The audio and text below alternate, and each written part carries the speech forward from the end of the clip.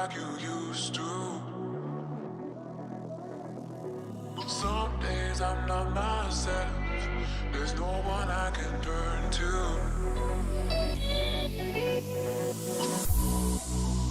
All the feelings that we shared are in the past. Your relationships are never meant to last.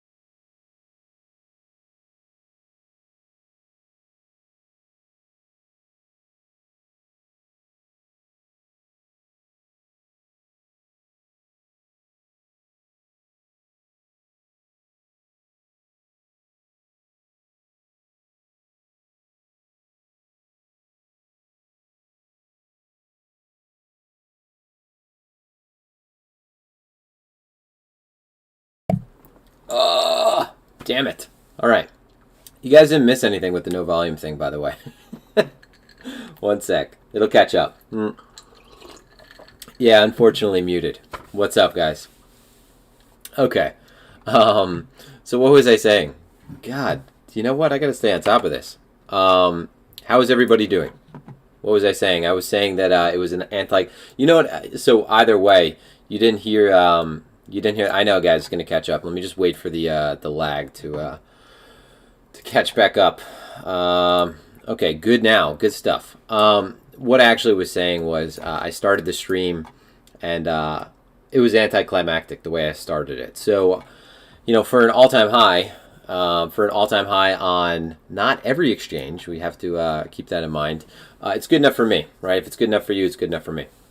But this is, it does kind of feel like a tease right now. So how's everybody doing? It is 12:07 p.m. New York time on Monday, November 30th. So I was saved by a few hours. I called for a Bitcoin all-time high by the end of November. You know, I half seriously called for it. Like I said, just pure speculation, but it is fun to reshare those tweets from time to time because there are some people on Twitter that make their entire existence surrounding, you know, they hold themselves up by pinning a tweet to the top of their page, right, for the one big macro call that they got right. So I thought that was funny.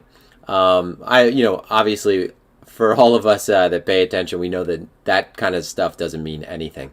Right. At some point, someone's going to get it right, and you know, doesn't mean anything for the long term.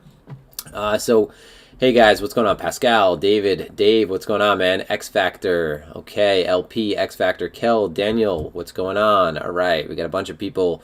So, do people that dance this music always look like a bell end? Oh, bass clef, nice, nice.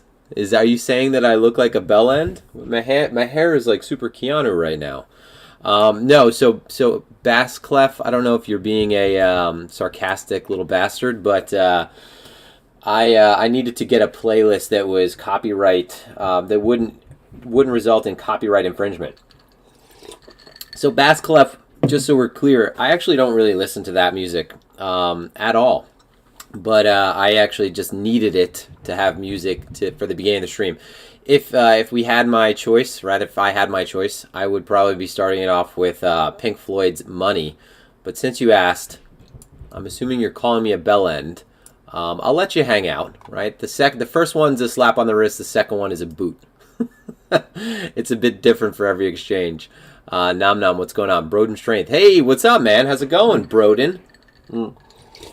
Luna, good afternoon, guys. All right, X Factor, no volume. All right, so I'm getting up to the no volume part. Okay, Mustafa. All right, Adrian. All right, Jesus. Okay. Okay, food's on the table. Greetings from wet, windy, cold, and pitch black Manchester. Yeah, it's wet, windy, and cold here in New York as well. All right, let's see. I just had to go outside actually and help my wife cover her horse trailer. Not the one that actually takes the horses, but the one that is the mobile bar, because apparently there's a little bit of a leak, so we have to fix that. Okay, so I'm gonna get it started in. Yeah. So Stan, I have good taste in music. Stan knows me. All right, I had to go with the copyright infringement-free crap, but it is what it is. Okay, so we have actually a pretty substantial amount of people that are concurrently viewing, and the like to view parity is not sitting where I want it to sit. So obviously we want to bridge that gap because again, you know, we have Josh, on behalf of myself and my partner Josh Rager. We want to thank you guys for tuning into BlockRoots YouTube stream. You know, we have a pretty tremendous following on Twitter, but we're trying to bring it up on YouTube as well. We're trying to really, bring that non-sensational crypto trading and investment analysis to this platform. And what you need, obviously, is eyes and ears. And YouTube prioritizes based on their algo, and their algo is based on, you know, the amount of viewers and the amount of likes, and you have this sort of amalgam that adds up to a popularity contest. So if you could get those likes up, we'll get it started once the likes are over. Let's pick an arbitrary number, but it's kind of an easy one to anchor to. Let's say 50. So we're at 38 likes right now, which is kind of low. So we need to get that up. And for everyone who is involved in crypto right now and has just experienced an all-time high, I think that you should be smashing the like button, even though I hate to say that. I know I hate to say that. I know Cred hates to say that, but it is what it is. And you can see that there is a watermark that's right down here near one of my deltoids. And go ahead and hit the subscribe button if you're not already a subscriber. So we're going to get it started in a moment. This is the only channel I can stand to watch. Yeah, because we don't get into any kind of sensationalist bullshit, right? No big face on the thumbnail, none of that crap, not trying to appeal to the emotions. There's plenty of emotions already that we have to deal with when we're trading, so we're not trying to take you on a roller coaster ride that is built on nonsense. Okay, Bitcoin already provides enough of a roller coaster. The rest of crypto does as well. Okay, you are on your third Bitcoin search right now. Okay, let's see. It's okay to say it ironically. All right. Okay. So we have the adequate amount of likes. So again, for those of you that are new and tuning in, my name is Ryan, aka Karen Clark. My partner Josh Rager. We are the co-founders of BlockRoots, which we started back in 2019, and we actually started in a pretty uncertain time. So this is a bittersweet moment for I think everyone in crypto. For those of us that have been around for a really long time. We always had faith that at some point we would make a new all-time high. I think Bitcoin, structurally, mechanically speaking, I think that it is a pretty good asset to put in consistent higher highs and higher lows. Right? It is a low float asset. There's a ton of demand for it, and right now in this current macro environment, I think that we have this perfect storm. So. This is a bittersweet moment. I wish that it came with a little bit more fireworks, but I think that what we're ultimately going to do is going to be building up enough of that negative positioning to help us propel above the all-time high with something that is explosive. And this is going to be what I'm going to get into shortly, which is, I mentioned the other day on Twitter, the most important things for trading, in my opinion, are context and positioning. These are things that we look to determine on the higher time frame and on the lower time frame. On the lower time frame, this is something obviously that is going to be something that fluctuates quite frequently, and if you're a scalper, you could take advantage of this. On the higher time frame, I think positioning becomes a little bit more complex. We've gone into some of the ways that you could determine this, but I think that right now, that in terms of the greater macro space, in terms of legacy markets, traditional markets, global markets, I think that positioning right now is one where majority of people are still kind of new to Bitcoin. They've heard about it, but they're not exposed to it. So, the concept of get off zero is going to become very clear very soon, right? If you don't understand Bitcoin, it doesn't matter. At some point, you're going to have to allocate to it because it does represent an asymmetric bet, sort of a call option on the traditional financial space. And not for nothing, it's a risk-on asset, right? It has the characteristics of a risk-on asset. And the same way that, hey, if you don't understand Tesla, you understand technology, right, and how things have progressed over time. You understand the Lindy effect, people betting against Tesla for a really long time and it continuously surviving and moving on and progressing and putting out incredible products. Even if you don't understand electronic vehicles, even if you don't understand equities or any of that, you just know that, hey, this thing is popular and I want to get a little bit of this in my portfolio. So I think that that's where we're approaching. I think that that's a point we're going to be approaching with Bitcoin. And a lot of the time, a break of an all-time high is what it takes. Retail, you only get the text messages from your friends. I wasn't getting text messages from my friends when Bitcoin was at 3,500, right? When it was dropping with no floor back down to 4,000, 5,000, right? Back to March 12th. I wasn't getting text messages then. I was getting people texting, oh, how's Bitcoin working out? It's going to zero. You only get the text messages when you get higher prices, right? And that's the concept of an asset like this being able to benefit from that, because higher prices do beget higher prices. So, let's see. I'll get into it in a sec. What's up, Ryan? Lost a lot of money in the chop after the last drop week, unfortunately, but hoping on a better December. Listen, I'm so done with big face YouTubers thumbnails for life. Yeah, it's funny because that is what is like, what is recommended. If you're making a YouTube thumbnail, make it in a certain way that is, that is either provocative or, appealing to the emotions. People like to see a face. I understand that. But at some point, everyone's just copying everyone else and it doesn't become unique anymore. So, I like my little coffee cup thumbnail with the Bitcoin bee in it. But, yeah. So I've been hyper bullish for a really long time. And I kind of enjoy once in a while mocking bears. And that's because, in a bullish trend, you're going to have multiple pullbacks. So make no mistake, and just before we kind of get into the nitty gritty, into more of the details, make no mistake, we're going to have multiple corrections in this longer term cycle. Where we're going to have, I would assume that the odds are in the favor of having a 20% correction, a 25% correction, maybe a 30% correction. I think that this is something that is definitely, it is, if not just possible, it's probable, right? We're going to approach a point when the market does get very crowded, and that gets into the idea of positioning, and one thing that I really pay attention to, and one of the reasons why you have this big sort of unwind that we've had since tapping above the all-time high, which is sort of like a tease, right? On most of the exchanges, we broke the all-time high, but it was by a hair, right? So, of course, we're going to have these periods where there are these big unwinds because the market will get very crowded into an area and will get overly long. And like the saying goes, the market needs to sell off to move higher. And especially when there is a derivative market that is built on, hedging and betting against or betting for the opposite direction occurring, when you force these people out of positions, you end up adding fuel to the move in the opposite direction, right? Because their fear is to the upside if they're opening a short, right? And their crash is essentially upward instead of downward, right? Shorts crash upward, right? Longs crash downward. And in traditional markets, we have this skew that always anticipates downward corrections. We have this put-call skew that is a smirk, if you're looking at something like option skew. But this is relatively neutral in crypto because we do have a dominant, we have plenty of futures products, right? We have plenty of these derivative products that allow you to bet both ways. But again, just anticipate multiple corrections. And there are going to be people the entire time up that, they just love to see clout. So they want to make, the call right here and be able to say that they called it when it went back down to 13. Now, it doesn't really mean anything, right? I like to say, simple response to that is just show me your position, right? If you're going to make a call and you're talking about, Bitcoin going down to 13K, well, shit, that sounds like an awesome risk reward play right there. We're right at the high. Put on a position, man. Put on the position, show me the short, and show me that you have conviction.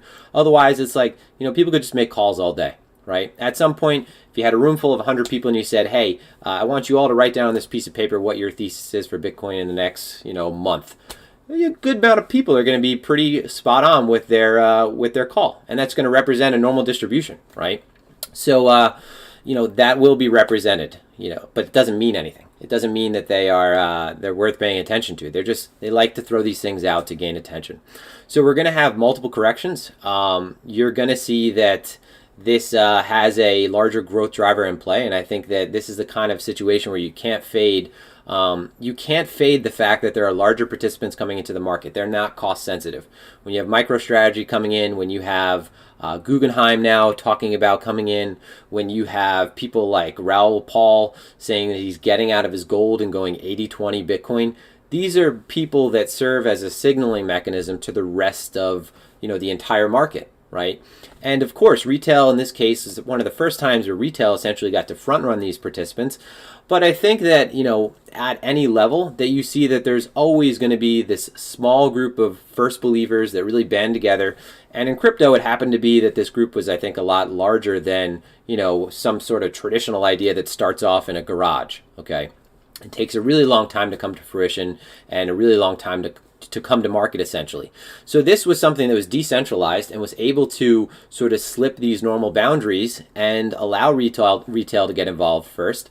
There's been plenty of shakeouts, but I think that right now, and the fact that we have higher prices, a lot of the times higher prices are what pulls in your larger asset managers, because how much can you afford to not have an allocation to Bitcoin now when you see that people like Paul Tudor Jones are involved? When you see people like Stanley Druckenmiller, who is, Stanley Druckenmiller is one of the most famous macro traders of all time, and this will be something that a lot of people that are in the YouTube will enjoy.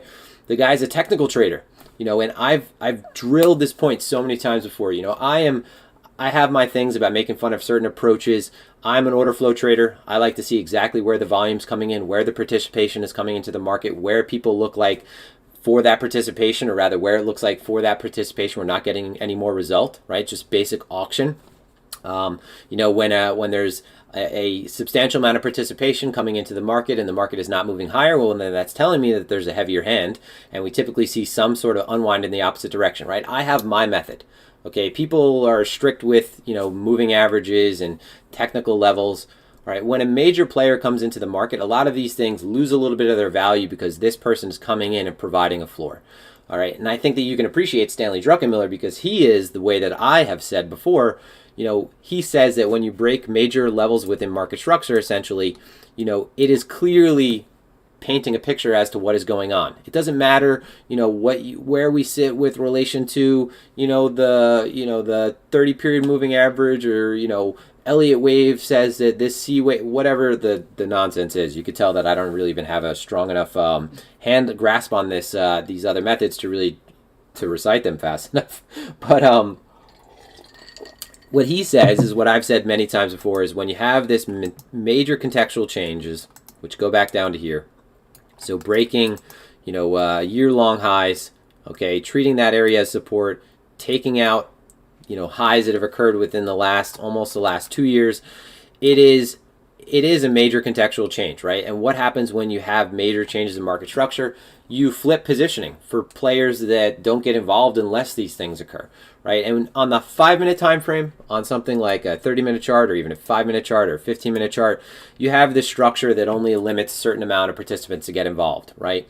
If I'm taking a scalp, I could literally scalp a $100 range, right? And I can even afford sometimes to use market orders to get in, right? Limit order get out, or market orders to get in and out. And I still have that little bit that I'm able to capture to where it's worth it for me to get involved. But if you're a major portfolio manager, if you're an asset manager, if you're moving anything of size, there are windows that you just cannot operate within, right? Because one, you become the market. So you have this market impact that makes it so that, by the time you get into the market, you're a signaling mechanism to everybody else. You've already moved the market to a degree, so you can't capture these small windows. So you are sort of forced to the exterior of the market, right? You are forced to operate on the higher time frame. So for you, once you have a major higher time frame change, one, you're not cost sensitive, so you're not going to look at the chart on the 5-minute right after it changes.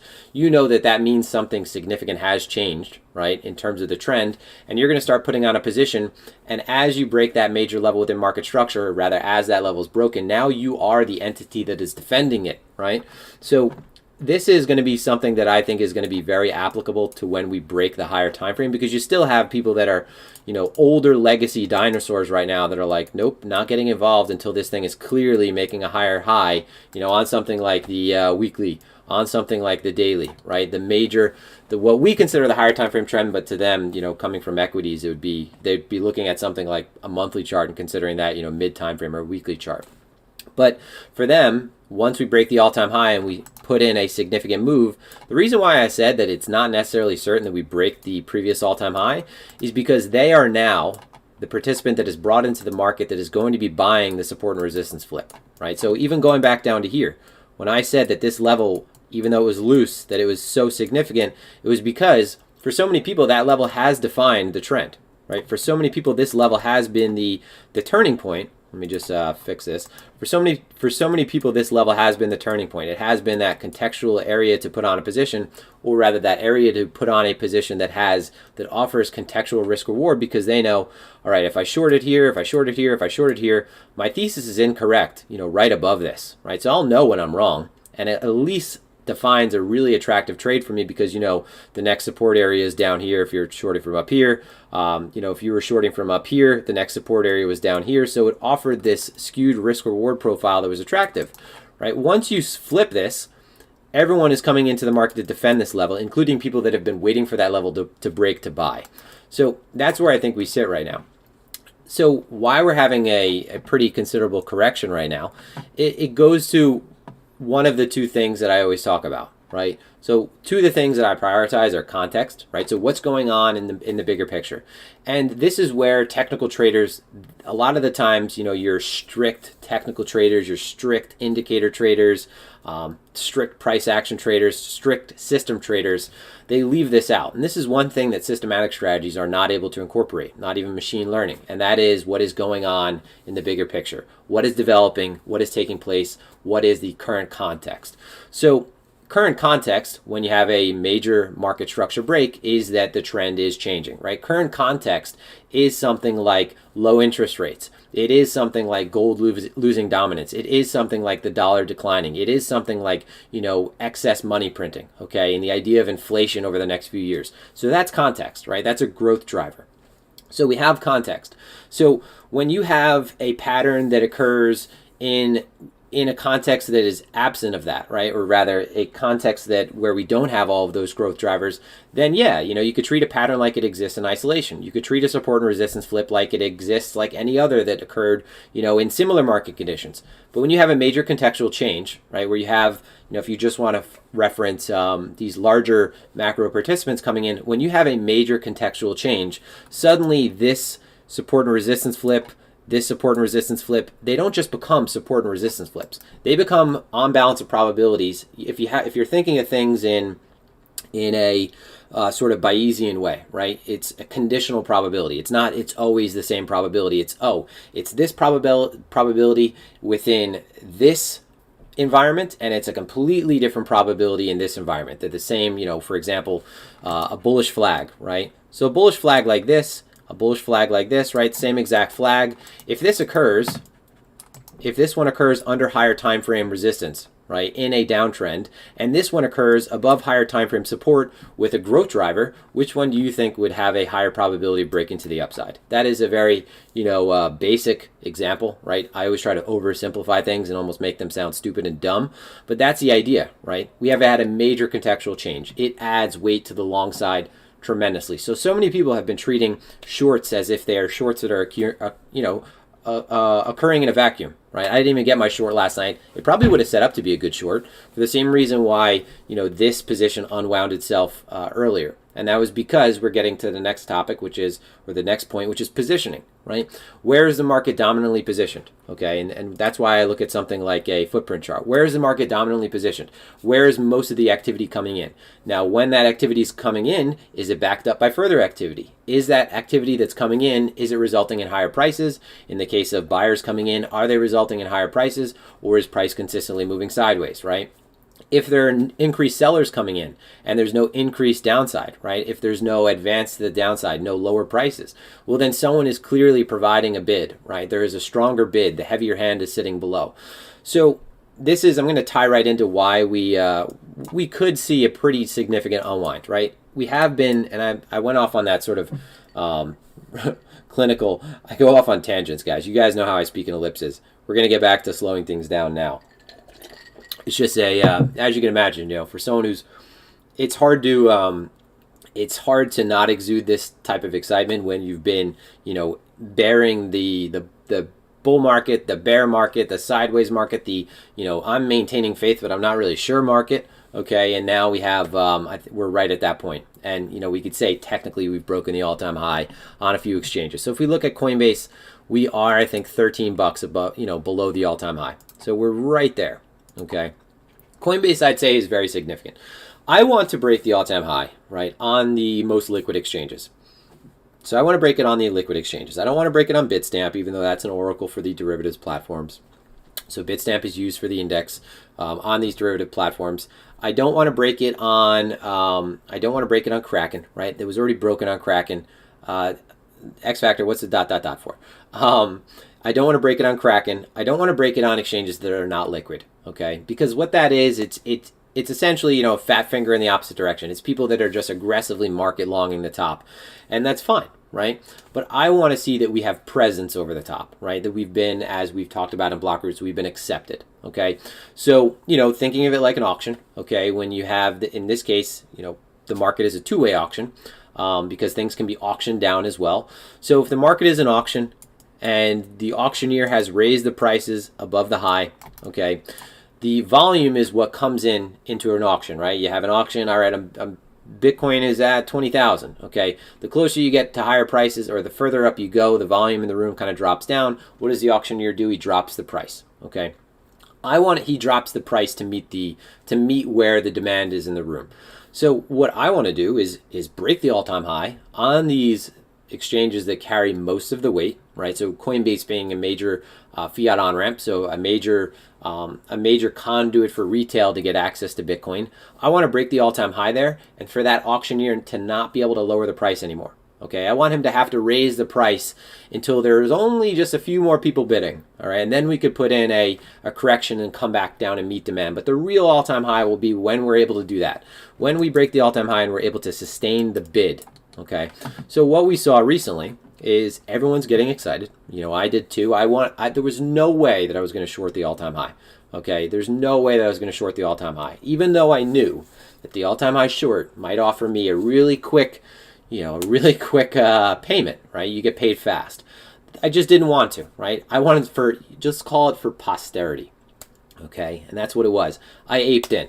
I'm on one of my accounts.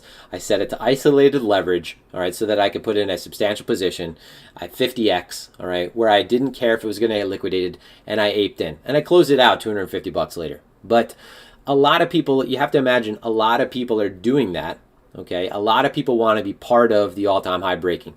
Now, unfortunately, I don't think that the all-time high breaks and gives a lot of people optimal entry opportunities. Okay, especially not the first time around. You have to create some uncertainty. All right, so what happens is you get a break of the all-time high. So we get the break of the all-time high, and you can see how much volume came into the market. Now, a lot of this is actual liquidations, right? So shorts being forced to close out. Of course, you had people betting against the trend the entire time. We have to be thankful for them because them covering makes prices rise. But then you get a lot of people that are willingly buying the top. So you just look at this volume. There's 162 million contracts traded on Bybit. The delta is 59 million contracts. So there is a lot more aggressiveness at the ask, right? So lifting the ask, listing the offer, than there was the passive bid to stand up and protect those higher prices. So we did have the passive bid right here, rise with price, but unfortunately, when you have this amount of activity come into the market, it creates this imbalanced position, right? The one thing that I saw that I shared this on, I think I shared this on Twitter or on the Discord, is I pay attention to this tape for a reason. Now of course I look at footprint, right? So if I'm trading, I'll be looking at Bybit or BitMEX's footprint just to see specifically where most of the volume came in. But I like to have an aggregated tape so I can see where the other activity across other exchanges is coming in. Okay, I want to see that when we make new highs, that it's not suddenly that this tape is only showing me what is occurring. We're getting 100,000, 1 million, 5 million on Bybit, BitMEX, all the derivative platforms. I don't want to see that. Okay, that's not to me organic demand. I want to see that I want to see that the aggressiveness with ape size positions comes in from your spot exchanges. So once we start moving up to the high, what you notice is you sort of see that slow down in terms of speed. You start to see that suddenly it is the derivatives exchanges that are really starting to dominate. So one thing in particular that stood out to me is we had someone ape in for 7 million contracts on BitMEX. Okay, so on BitMEX, 7 million contracts, and that means they market bought 7 million. All right, they lifted the offer for what was available, and they were slipped by $26. All right, so $26 slippage on a 7 million contract position. That person, to enter the position, they paid a $9,000 toll. All right, so if I'm trading, if my normal contract size is anywhere from 300,000 contracts lately to 500,000 contracts, I know that costs me round trip. If I'm marketing in and out, I know that I'm going to be paying sometimes, depending on what exchange conditions are. I've paid anywhere from $700 for that trade to $500 for that trade to $1,000 for that trade, right? Depending on conditions. Now, a lot of times if I'm putting on a position of that size, at this point, at this stage of my career, I know exactly that I'm not taking that for a 50 basis point move, All right, I have bigger ideas for what is going to occur with that position. And more often than not, my hit rate as of lately has been around 60%, 65%. So I've been executing phenomenally in that regard. But someone who apes in for 7 million contracts, they don't have a lot of freedom. Most people are going to puke that position when it gets enough against them. Right? If they're using isolated leverage and they're putting the position on, they're not risking their portfolio, but they still, a lot of the times in this kind of highly euphoric environment, you're not seeing that person, I would doubt that everyone who's putting on a big position right now really has the capital to back up that position as if it was representative of their portfolio, not increased exposure, right? So meaning they're just using the leverage for mitigating counterparty risk, and they're not using the leverage to increase their exposure, right? So let's say that 7 million contract position was a $700,000 position, okay, and that person used 10 times leverage. Okay, so they have a 9% window basically for price to move against them. So if you put on a 7 million contract position, you're captivated in the moment. I'm just using this example. They could have been a hedge fund who has no price sensitivity whatsoever. But for most of the volume, right? So for all of this volume that aped in, and if you're zooming out at this structure, yeah, it's a place where you can imagine a lot of people would get excited because it is, you're thinking, oh, price is just at the all-time high. It's giving me just enough time to hop in before we hit 25K. Okay, everyone wants to be part of that trade. That's what spot Bitcoin is for. That's not what leverage products are for. At least it's not, that's not how I'm not going to play that, right? I'm not getting into new longs here. I got in for that, fun scalp, but I'm not getting into any leverage longs here. That's asking to be messed with for this reason. So if we're looking at, this is Bybit, for example.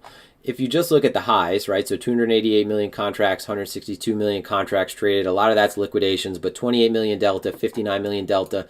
When you start to get a correction, the one thing that I want to see is that we do get aggressive selling, right? So we get negative 28 million contracts, negative 14 million contracts. Now, some of this is obviously longs getting stopped out initially, right? The last thing I want to see is that in the correction that we have initially, so in the dip, that you get aggressive buying that's picking that up. I want to see that this area is bid passively. So meaning if we're looking at this thing on the right side of the chart, I want to see that whoever's buying is buying it passively and defending that level passively, right, with resting liquidity. I don't like to see when we have a pullback and people are aping in with market orders, right, and they're lifting the offer, they're lifting the ask, like right over here where you see that for this move right here, we had a substantial amount of volume, and a substantial amount of that volume was at positive delta, where people are just aping in. And this is a little micro range that we created. And you have people aping in thinking, well, I'm aping in right here because this is the correction that's going to break the all-time high. More often than not, when you get a lot of volume that comes in, all you need to see is that price trades slightly below that volume, and those positions are good fuel for trades in the opposite direction, because that 7 million contracts that came into BitMEX, that 5 million contracts that hit the tape on Bybit, when you start trading against them, this gets to positioning, right? So where did most of the positioning in the market came in? Where does, and this is one of the most important questions, now that we know where most of the position came in, so if we look at, we'll just oversimplify this, a tremendous amount of positive delta at the high, a tremendous amount of activity came in at the high. If we look at funding rates, right? So looking at the swaps funding rates, right? The cost to borrow upside, right? The cost to long with a derivative product. You're looking at predictive on Bybit, 17 basis points. Predictive on OKX, 15 basis points. This will decay your position if you're going to hold it, right? These people are probably not going to hold. So there's a lot of built-in volatility, I think, from that alone, which they're probably not going to hold on to those positions. But not only that, if you're looking at positioning, you're saying, okay, there's a ton of aggression that came into the high. The next question that I always want to be able to answer is, all right, so relative to the size that came in, where does the market now need to go to inflict the maximum amount of pain on these people, right? Or on the, I hate to say people because it's like, you don't know if it's people or if, if it's a large order or if it's a bunch of activity that's in aggregate, but you get the idea. The market is imbalanced in one area. It's sort of like if you're building a structure, you want to build it from the base up, right? This is just a simple concept. You don't want to be building it top heavy. And that's what you get when you get aggressiveness towards the high like that and the bid doesn't follow, right? And the market does not respond by continuously making new highs. So when you get that aggressiveness in the high, right? So right here, for example, I'm not always going to look at a 30-minute candle, 15-minute candle. You guys know that by now. I look at a non-time-based periodicity. But for the sake of the YouTube, I think this is useful. you see that aggressiveness come in, right? They're willingly buying the dip. I know that there's a ton of aggressiveness that came in as a whole. Of course there would be. Everyone's excited. So now all the market really needs to do is it needs to just trade below that a few ticks. And that's really a lot of the times all that it takes to get those positions to go, oh no, fuck this, I'm getting out, right? I'll get a better price, okay? Oh man, I was chomping at the bit, right? Everyone's excited, you know? Everyone is really excited for a good reason. I think you should, but you shouldn't mix up, you know, what is a longer term trade or maybe a trade that's going to transpire over the next few days with a trade that's going to transpire in the next 5 minutes. You don't really get to capture that as, you know, you think that you'll be able to capture that more often as a whole, right? In terms of the entire sample, there will be people that capture that are able to ape in and ride that final move that does break above and does not come back. But that is representative of the sample, right? There's always going to be some people that were able to do that. You trying to, you know, extrapolate on that and try to always achieve that is something separate, you know, is something that is, I think, that is more often than not unattainable. So when most of the volume comes in at the high, when price does not continuously move upward, that's where I start looking at, okay, where are the pain points for these players, right? So if you have 7 million contracts come in, 5 million contracts come in, you just look at Delta itself, there is a pain point that it's within close proximity to where you currently are. And if you're a short-term trader, you could take advantage of this by playing the opposite direction, by getting in right under where they came in a lot of the times, and you get a quick unwind. Good morning, Kilgore. What's up, buddy? I think I said what's up. So that's that, guys. I think that right now that we are going to be building hopefully a good amount of fuel to break above the upside, because you're seeing, all right, so it's sort of like the market is, it's like it's like someone who's does Brazilian does Brazilian jiu-jitsu, right? And they're good on the ground. And so they're just kind of on the ground right now. So the market is saying, come to me, right? Short me. I think that that's what's going to be happening. You're going to see this sort of indecision, right? I'm using my hands right now. I know you guys can't even see my hand probably. I got to be mindful of that. There is this period of pause where I think that we're going to build this indecision, and you're going to see that ideally you get a good amount of aggressive selling activity coming into the market over here. So if we see that, you know, in this candle alone, we have open interest increasing, and you have a pretty heavy amount of selling by large positions, negative 6 million contracts. And it's starting to show that it's staying below the low. So that's a really good sign, right? When you have most of the activity staying below the candle close. All right. So I want to see that accumulates. I want to see that we get a lot of these lopsided candles that look something like this, but most of the distribution in terms of volume is on that lower left-hand side, just to make a case for, all right, we're trapping a lot of shorts. I think that's what's going to be. I think you're going to get this temporary pause, maybe a little bit of ranging, but the next move will probably be the one that really nukes through the all-time high. And I think that nuking through the all-time high, it could mean, you see 21K, 22K fairly quickly. So why am I really confident about this? Because it sounds sort of, I just made a case for what I'm looking for, but you could say that many times over and still have a big unwind, right? The one thing that I think is going to be really helpful in providing a tailwind at this point is you just broke the all-time high on a lot of exchanges, okay? You broke the all-time high on a lot of exchanges, and media companies, someone like CNBC, you have Business Week this morning, they want to sell a story, right? What's a really obvious story to go with in anything that is provocative or has been stigmatized in the past, right? Bitcoin being both of those, right? Bitcoin's like this sexy investment too, I think, because there's this rebellious aspect to it, this cypherpunk origins that now it's rising again and bubbles don't rise again. So if you're someone who's a journalist, if you are a news network, and I'm not talking about any news network, but a financial news network, this is a story that it's an easy story to put out, right? So easy story to put out. So Bitcoin all-time high today, guys. It's Monday. What are we going to talk about? Bitcoin broke an all-time high. It didn't break an all-time high on every exchange. That doesn't really matter. Put the story out. Retail likes to buy when it feels comfortable, right? When prices are very high. We know that this is a dumb idea, right? So, for those of us that have been around really long and for those of us that trade professionally, I am going to be selling things to people that are buying for the first time. And I'm happy to do that because my cost basis at this point is so low, right? But this is going to be, I think, something that is lifted over the course of the week, just because you're going to see that Coinbase volumes are probably going to pick up. We're going to have a lot more retail entering in the market now because it feels like it's safe, right? It's making an all-time high. I've seen this happen before. Tesla broke the all-time high. For the last year, it kept breaking all-time highs, right? Bitcoin is going to do the same thing, and to a degree, they are right, right? Higher prices do beget higher prices. The level of reflexivity that Bitcoin has really makes this something that is, it happens very quickly too, right? So I don't think that this is going to be, us waiting around for the next 2 weeks. I think that this could happen over the next week. This could happen within the next day, obviously, but I wouldn't be very worried about, and I'm just saying this to, I think, qualm some fears. I should just say calm. I don't know why I say qualm. That we are putting in a double top, right? You do have the daily close in 6 hours. So if the daily close is back below that low, you're going to get people coming out of the woodwork talking negatively about, the fact that we are still, a lower low on the daily. But I don't see this going any other way now, right? I don't see this going any other way. It's going to just start really steamrolling to higher levels.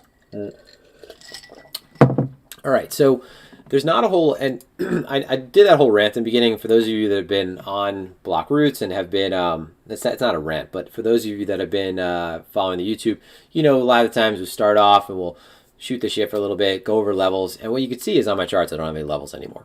Okay, we're entering in uncharted territory. All right, so what this means for me is that until we have a major low on the weekly, on the daily, I'm not going to try to guess where that low is going to be. I'm not going to try to guess the range occurring. I'm going to be paying attention to things like your moving averages, right? So your 20-period moving average, just an idea of where we sit within the current trend, your monthly, your weekly VWAPs, your more trend-based tools than trying to guess the level, okay? Now it's not about necessarily above this, it's not about necessarily the first few levels, it's about the healthiness of the trend. Okay, so what you're going to be doing is you're going to be looking at, the normal anticipated volatility of the trend up to this point and after this point. So if you expect, daily volatility to be a certain level, then the only reason to really start paying attention and maybe worrying would be if you get moves in the opposite direction that are multiples of what this norm is. Okay, using something like a moving average to define where we sit, the trend is going to get loose. All right, so we know that. So we know that a trend is very noisy. So using like a 20-period moving average, a 50-period moving average, whatever you want to use. So when I say these things, don't immediately say, okay, Ryan told me the 20, Ryan told me the 50. Find what you're comfortable using. The idea is you're defining it to yourself to a degree. You're saying that, all right, I am going to be, so for me, I'll say the 20-period. Okay, so the 20-period moving average for me for this trend on the weekly is the most important thing. So I am completely open to the possibility of major corrections. Now, since it's a really strong trend, I want them just to maintain the 20-period weekly moving average. That's really the most important thing to me. I think that in this kind of trend, you're going to have systematic buying. So systematic buying will take place at dynamic support and resistances that are, they sound common and too simple, but that's the way it is, right? A lot of the times you're going to see that these levels get defended. So something like your 20-period weekly moving average, that is a really good thing to pay attention to. Now, mind you, we are quite extended from that right now, but all it takes for us to catch up to that is for it to catch up to us, or rather all it takes for us to meet it is for it to catch up to us, which means that price moves sideways, right? 20-period moving average is just an arithmetic mean. Price moves sideways enough, the moving average catches up with us. So I'm not entirely, I don't think that it's necessary to have my lower levels on right now. So this is kind of it's fresh territory. We're going to, over the next few weeks, we're going to have new levels drawn on this chart that we've never had before, and we're going to get to see how much merit they actually carry. All right. We'll look at some alts, so I'll take some alt requests, but that's that, guys. There's not a whole lot to talk about with regard to Bitcoin. Right now, what we want to see is that you get a ton of aggressive selling coming in. It sounds kind of, like the antithesis to what you want, but you do want that. You want to have a ton of aggressive selling come in here. You want every idiot to think that this is going to reverse. All right, I take that back and delete this if it does reverse. But you want that because I don't think that we're fading anymore just retail participants that have been in this market for a really, really long time. We're fading now the micro strategy bid. We're fading the Druckenmiller bid. And these guys do not care about $500 price swings.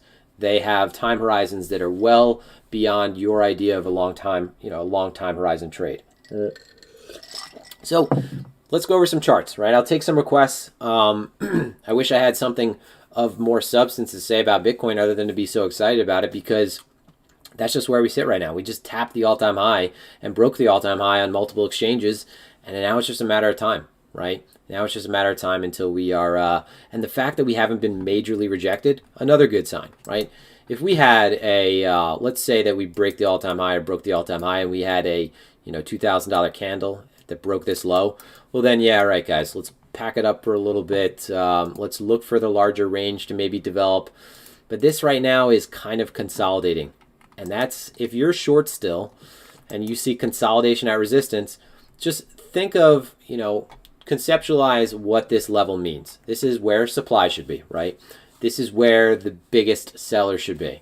All right, if you think about this being the most important level, then how do we prioritize other levels, right? What kind of response would you normally see? Well, if that's all you got, all right, then I have a lot of friends that are hopping on the exchanges right now, waiting to get KYC'd, and they're going to chew right through that level. All right, so if you're betting and you don't see a response yet, there's no reason to bet on that horse, right? So betting on the short right now is like seeing a horse race, seeing the shittiest horse, and saying, well, yeah, I think that one might just win. I mean, there's no reason, right? Or seeing a fighter. It would be like betting on Roy Jones the other night to beat Tyson when you saw that he was coming out breathing with his mouth open and his legs looked a little wobbly. So there's no presence right now that is, how do I say this? Sellers and supply have not made their presence known whatsoever. The only reason why we sold off right now is because longs got overexposed. Okay, longs were chomping at the bit. Too many horse references. Because longs were getting overly aggressive at the high and getting imbalanced with these derivative positions. Okay, and that's what happens. There's no seller right now on the spot market that is really making the presence known, and that's scary if you're short. So I'll leave on that note as far as the BTC analysis and open it up to charts, because there are a few things that are looking phenomenal, and you guys have, that I've been beating the Aave drum for a while now. So I got to tell you, Aave is the one spot position that I've held aside from Bitcoin and ETH.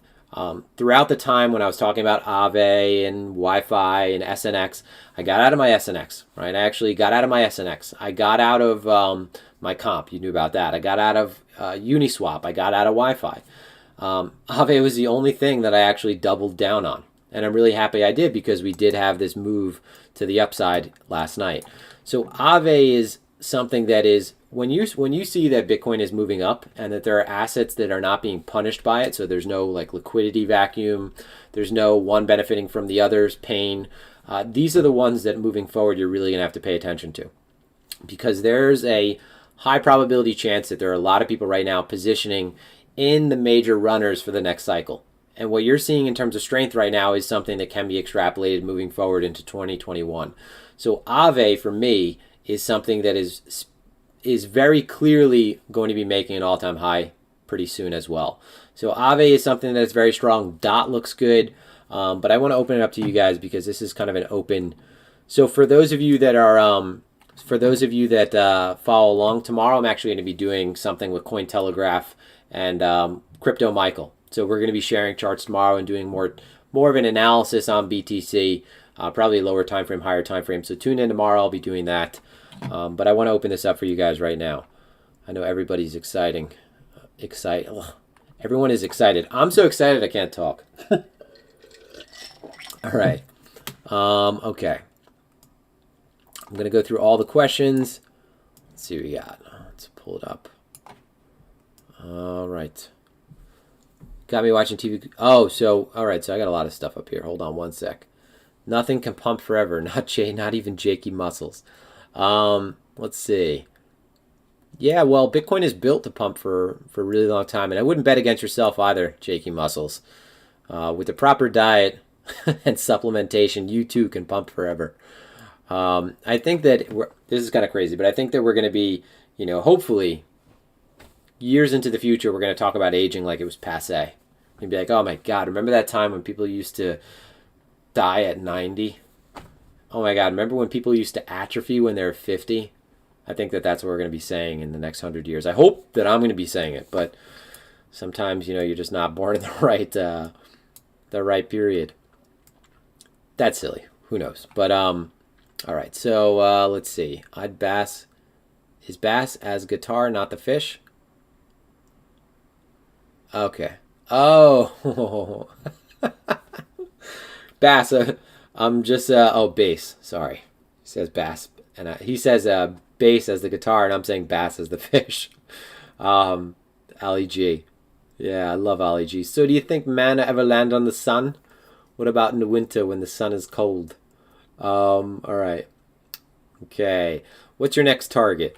Rembrandt, I don't have a target because, so I am extremely exposed spot wise. I think that Bitcoin is easily something that is, it's easy to say for me. I could say with a lot of confidence that I think that Bitcoin can be 30K Bitcoin pretty soon. In 2021, I think you could easily see 30K Bitcoin. That to me is a really conservative thing to say, because honestly, I want to stick to the approach and the promise of being non-sensational. So I think 30K is something you could reasonably expect if you're just kind of continuing on the certain level of adoption that we're seeing.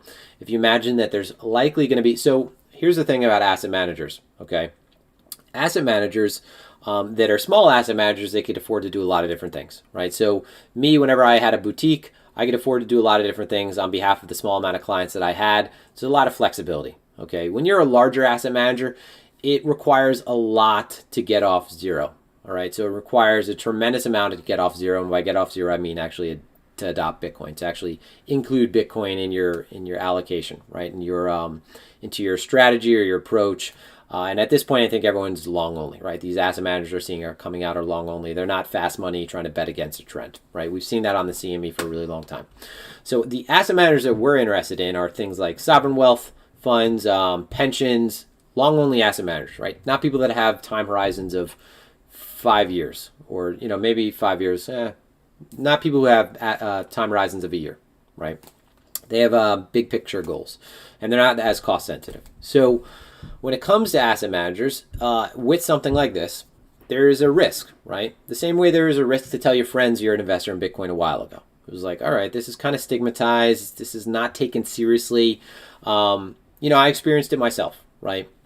So there is that risk for you. There is a risk for an asset manager, but it's career risk, right? So when you are someone like Paul Tudor Jones and you come out and say that you believe in Bitcoin, oh man, I don't know. Paul Tudor Jones, he's a legend. He's saying he believes in Bitcoin. Maybe that guy's past his prime. Maybe he's kind of losing it. Maybe he, who knows, right? He took the most risk this year, I would say. Now you're going to see more asset managers that feel the need, that feel compelled to actually get involved in Bitcoin because they're thinking, now I have career risk for not saying that I'm getting involved in Bitcoin, but shit, I have career risk for not having a way to get involved in Bitcoin, okay? Imagine being BlackRock, the largest asset manager in the world. And, last week, Rick Riedner, CIO, comes on TV and he is kind of weird about his opinion on Bitcoin. He says that it is going to be superior to gold, but he's kind of weird and fudges his words on his own position. I have my corporatism position, but he kind of alluded to in a way secretly or whether through acquiescence that he probably has a personal position. All right. These guys are smart. They're not stupid. They see enough eyes on this. They know that just from eyes alone that means something, right? That there is a momentum trade that's taking place. And momentum has been an awesome play in traditional markets, right? Growth and momentum. So this is something that now, if you don't offer this, you're going to be the last person to offer it. And you have to build out the piping. You have to build out the plumbing and the infrastructure now to support this, because at some point it's going to be, I need an asset manager. I'm a millennial. I hate to say this, right? So let's say, people who pass away that are boomers and they have allocations in gold and their kids inherit their money and their kids are millennials, right? They're Generation X. I can't even remember what Generation X is. So they are inheriting money and they're thinking, All right, so you have to have some money. I don't know anything about portfolio management. All I know is barbell or I need diversification, right? I need a store of value, and there's no diversification anymore, right? There's everything's correlated when everything goes to correlation of one at some point, okay? But I know that I need things. I need something like gold. I need something tangible. Oh well, it's not gold anymore. It's Bitcoin. Didn't you know that? All right, it's a new technology. So for them, it's going to be a passively indexed decision, right? It'll be a passively indexed approach, and there's going to be really not much to that decision. And now, if you are, Charles Schwab or BlackRock or Goldman Sachs or name any other larger entity, if you don't have this, then that's one customer that you are not servicing, right? Everyone loves to eat. I don't know. Think of anything that's anywhere, right? What's popular, okay? Something becomes popular, you don't have a choice but to start listing that or offering that just to keep up, right? You're forced into competition. You're forced into that market. Same way that DeFi, like the older crypto pairs that weren't DeFi pairs, with the whole DeFi boom that occurred in the last few months, you saw there was a scurry to suddenly be like, how can we pivot to be a DeFi company? Like, we want to capture the attention right now. If we don't pivot, it's evolve or die, right? So sort of what you saw years ago in 2017, 2018, when the Long Island Beverage Company that was a publicly traded stock became the Long Island Blockchain Company, right? You see this in traditional markets all the time with penny stocks. But right now, I think you're going to see in the next few months, there's going to be a ton of that. It's going to be, oh yeah, by the way, JP Morgan. It'll be like, oh, by the way, yeah, we've integrated Bitcoin into our more risky alternative assets approach or absolute return approach. We're just catering to a small people. Bullshit. You're making sure that you have that so that you're not irrelevant anymore, or so that you're not irrelevant. So you're keeping up with the times. You're forced into it. So you can either elect to do something or be forced into it when it comes to technology. Oh, I don't want to use cell phones. Okay, well, guess what? If you don't use cell phones, then you're fucked. That's the way it is with technology, and cryptocurrencies are technology. So another long-winded elliptical response, but let's see some more stuff. What's up, Ryan? Lost a lot of money in the chop. So unfortunately, Jan, one thing I talked about, and I've been talking about this for a while, is there are people that lose all their money in bull markets. There are people so I have friends that are hitting me up right now. And one of my friends is, two of my friends are portfolio managers. One of them is looking for a new spot. But portfolio managers for $3-4 billion portfolios. I think both of them is around $4 billion bucks. Top 5 bank. Okay. One of them has been way more open to crypto and has explored it, but it's like any other province, right? You need to really immerse yourself in it, and I think anything, take an academic approach and learn the ins and out on your own, not just allocate and then figure it out after. Some people are riskier, they're willing to do that. One of my other friends is just becoming more involved again. Now, he's a really bright guy. He is brilliant. He is a, traditional market mover and shaker, if you want to call it. But here he is becoming more compelled to buy Bitcoin at, 19K versus when it was at 5K. But the same guy knows all too well how markets work, right? He knows all too well how markets work, okay? That you should try to buy blood, right? That you should buy when it seems like the end is in sight, right? But instead, what is he doing? He's doing everything that the retail participant's doing, which is buying higher highs, which you do in a trending market and can be completely fine. But what he's doing now, all right, is trying to, with that spot Bitcoin that he's picking up more and more of, he's trying to be fancy with it, okay? So take someone who is a new trader, right? Portfolio manager doesn't make you a trader, okay? The same way, if I'm a great trader, it did not mean that I was a great portfolio manager, okay? So if, for example, and I only say that because, for those of you that know, I stopped Cantor and Clark Partners and have focused completely on BlockRoots, right, and just trading Bitcoin, and that's it. So he is not a great trader, but he's trying to suddenly be a great trader. It's like him, trying to switch positions mid-game and do something he's never done before. But he feels like he can do it. He's trying to, he texts me like, do you think that Bitcoin's going to go? I sold my, so this is what people do. He bought in at like, I think he bought in at, again, at like 18K or something. And he's like, and then it dropped, and I look at the drop, it dropped like $100. He's like, I dropped because I was looking to pick up at 16K. And I'm like, well, you're going to be buying higher probably, because there's no guarantee that it's going to come back down to 16K. So it doesn't have to do that. What's going to happen, and I said this, is that it's going to go higher. You're going to be forced into the market at that point, because when it goes up to 21K, you're going to be thinking, fuck, now it's going to go to 25. All right. Guess what? When you buy, it's going to go back down to 19. So what happened? You could have had your position anchored on and just work on adding over time, value averaging. But instead, you're suddenly trying to become a trader at all. It's because I have a really attractive cost basis. So if Bitcoin, so I had a really attractive cost basis when Bitcoin was at 13K. Right? I had a really attractive cost basis when Bitcoin was at 11K.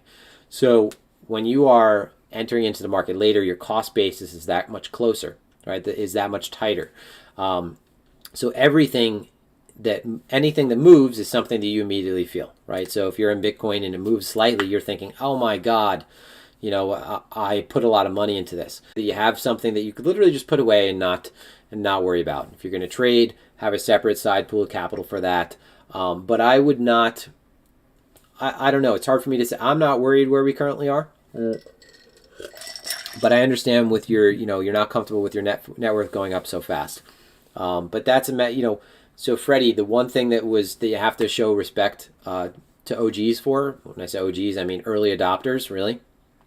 I don't know why we don't call them EAs, but one thing that you have to respect is that holding. Now you can appreciate this. Holding an asset is really hard, right? So when you have Shroom, for example, is a really good example, because Shroom I got in at 2 cents.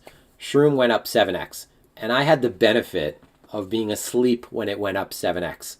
So I put in a substantial amount of money in Shroom. Thanks to Josh, he does all the DeFi work. The guy finds the fastest horses in the race. And this one, it finished the race 7 times before I woke up.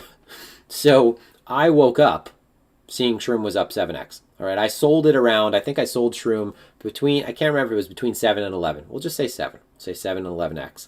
So that was phenomenal, right? If you are watching something go up, it is very hard to not take profit at 2x or 3x. That means you're holding and you're willing to, if you're looking at a trade, a lot of times what you think is that there's that ceiling. So you think, okay, if it's already gone up this far, the risk reward from this point is skewed, right? So risk, it's RR either way. The reward is not as attractive right now, right? Because it's closer, the risk is much larger. But there's no idea of that ceiling in price discovery. Okay, so when Bitcoin is going into price discovery, which it had done for years, the OGs had to, in the face of no information, just decide to hold. Okay, and decide that there always was going to be that higher high. And that's almost something that's impossible to do for many people. So it is very difficult to not say, oh my God, I want to cash out, because that's real money. If I don't cash it out, it's not real. There have been trades that I've had that have had ridiculous unrealized P&Ls that came back down a digit, right? And I've thought, oh my God, I'm cashing out at 5. I could have cashed out at 6 with that individual trade. So you have to imagine that is something that if you're a holder, you're going to be experiencing a lot. And you never know where you are within the cycle, right? There's always that uncertainty. So that's another thing. You're always going to have to deal with uncertainty. That's just the way it is. And it is a scary feeling. I went heavily in RSR spot yesterday, and I'm super disappointed. I should have longed ETH. Okay, bring out the Deadpool mask. Nah, man. Same here, Jenner. Chopped myself up last week. Okay. Do you think with all the institutional purchases, PayPal will come to a bigger correction? I don't think so. So the context question, really important, right? So context, one difference in there's always people always say, is this time different, right? And a lot of times the answer to that question is no.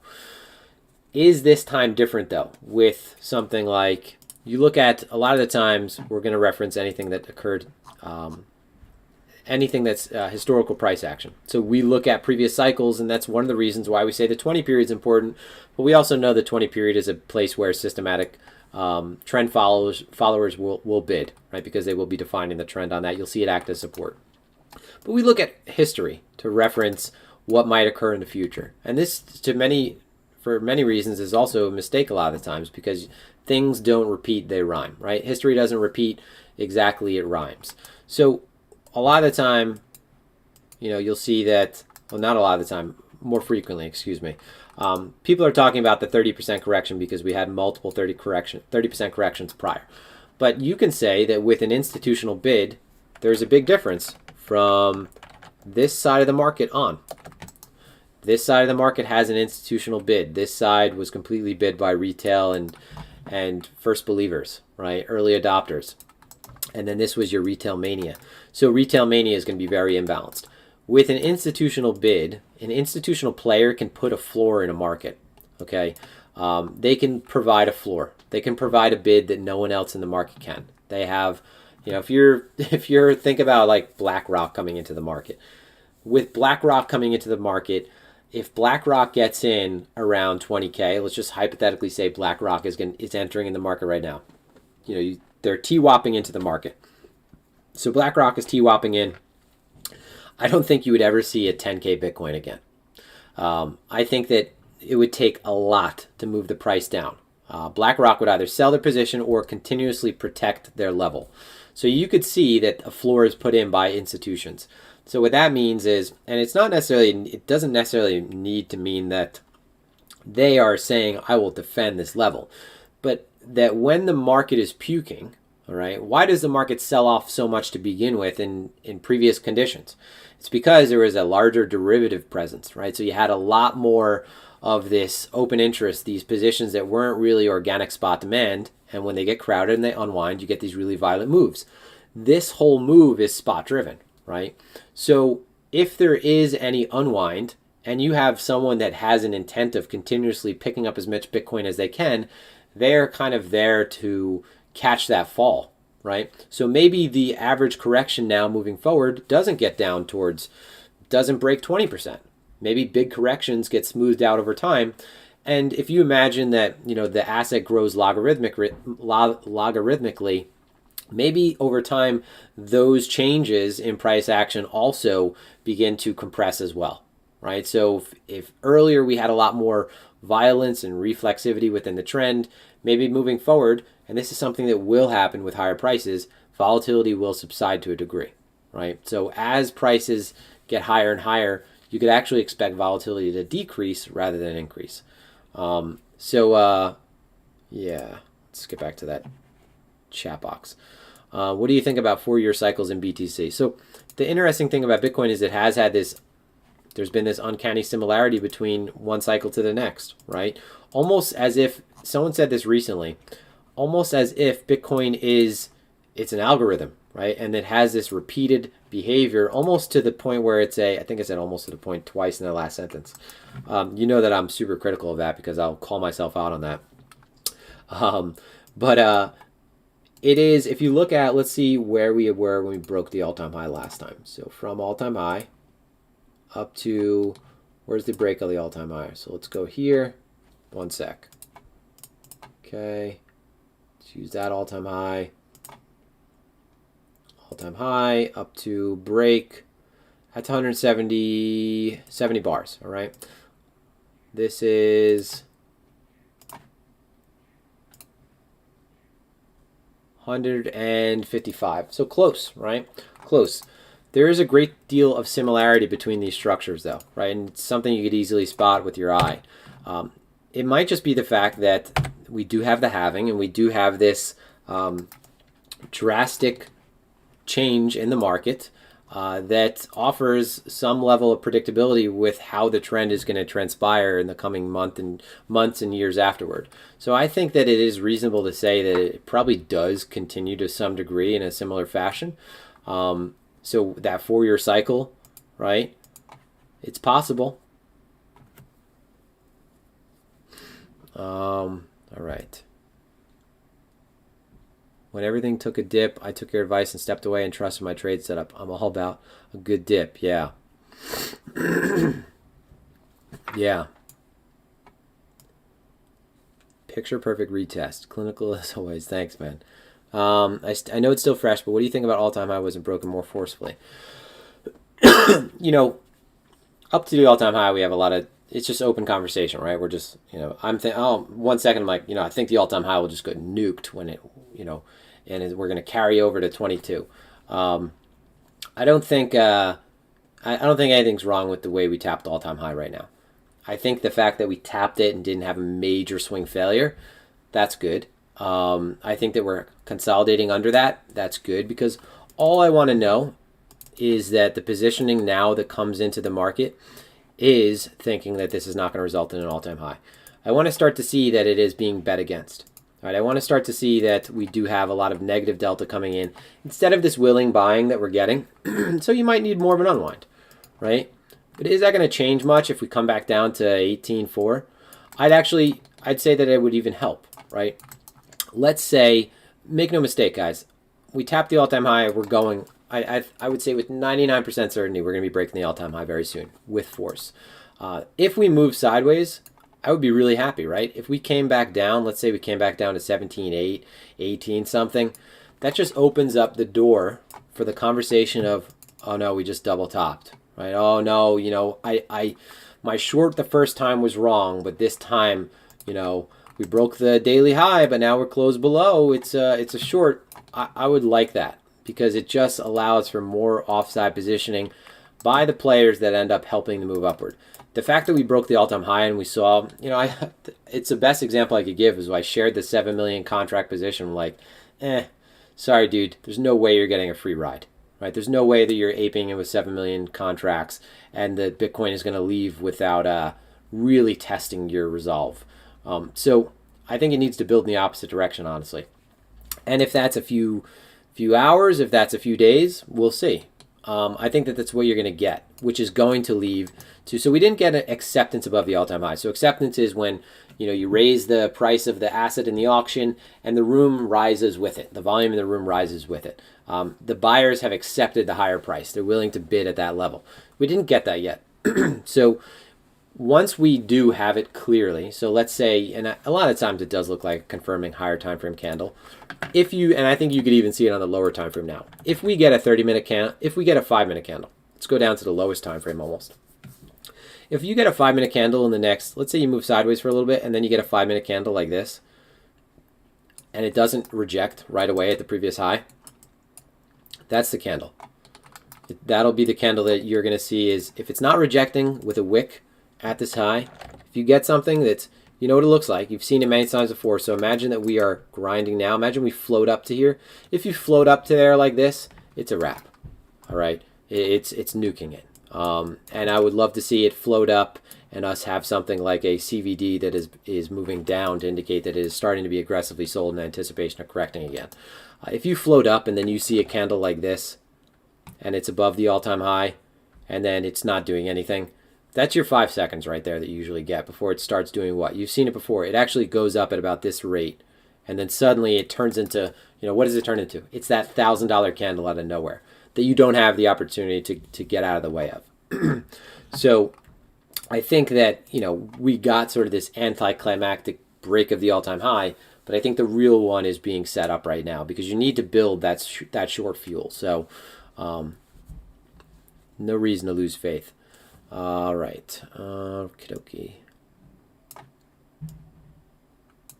What exchange is your EXO footprint chart? So that one is, this one is on Bybit. I have the CME chart book as well now set up again. So, I mean, there's across all, this is going to download the historical data now. But I want to see that now CME is also, so CME has become a lot more relevant. And I've been talking about this for a really long time. For those of you that pay attention, you know that I've been saying, like, all right, the CME might not be leading by volume and open interest, but the size of each contract is 5 BTC. So the notional value also, it's different, than BitMEX or the derivative platforms that are native to crypto because it requires 33% margin. So it means that, if you have a million contracts open on BitMEX, you could open that position up with, $1,000, right? No, excuse me. You can open up that position with $10,000. You could take $10,000, apply 100 times leverage, and open up 1 million contract position. You're probably going to get liquidated, right? Price moves against you, 90 basis points, you're done. So that's $1 million position on BitMEX. And Bybit, any exchange that offers 100 times leverage. So if you are opening, a million, just to oversimplify this, if you were to open that with the same margin requirement that is on the CME, you would need to have $330,000 to open that position. Okay, so there's actually a lot of the times many times where there was actually the same amount of capital at play in controlling the positions on the CME as there was real capital on something like BitMEX, on something like Bybit. Now we're seeing that CME is just starting to take outright leads. So I think that it's obvious, right? The CME is for one, it's the most regulated exchange, okay? With institutions coming into the space, you're going to see that it's going to accrue most of the activity, especially by larger players coming in moving forward. So your derivative platforms, they're going to probably be second to whether it's, Bybit or Phemex or Binance, they're going to be second to the CME by the end of next year. Definitely. I would say that I'm willing to say definitely to that.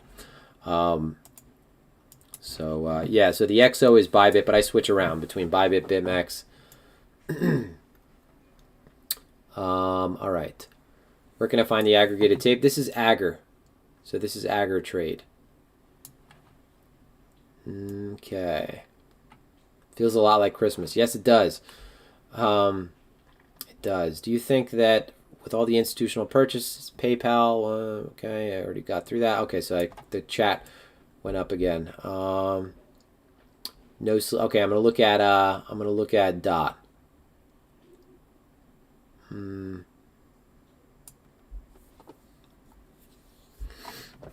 Okay. Pennant looking good on Aave. Yes, it is. All right, so I just want to make sure there's nothing that stands out. The new low in 2 years? Nah, there's not going to be a new low in 2 years. I doubt that. That's ridiculous. Do you think why is there? Are you asking the same question over and over again? Oh, you are. You're making me think that. So guys, I scroll through the chat. Like, you don't have to ask the question 50 times. So Demir, and I'm a New York guy, so I'll call you out on that. Don't ask the same question 50 times. I will read through all the questions. And I do not start weighing them by, I don't start prioritizing someone who just repeats the question. If anything, I'll let you slide this time, but next time, if I see you ask the same question 5 times, you could bet that there's a very slim chance I'm going to answer that question. And you know how it is, right?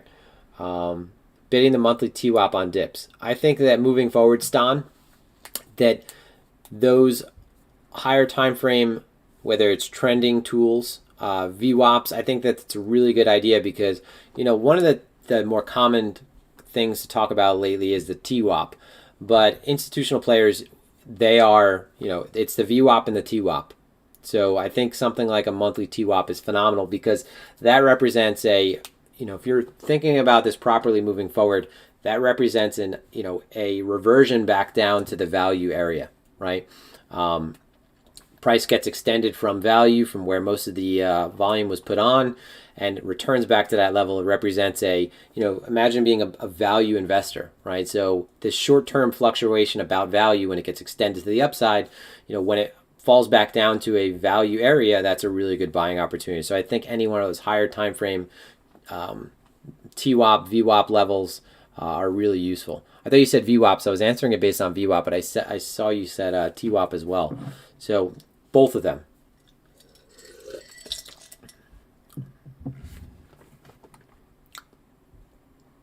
All right, preach, man.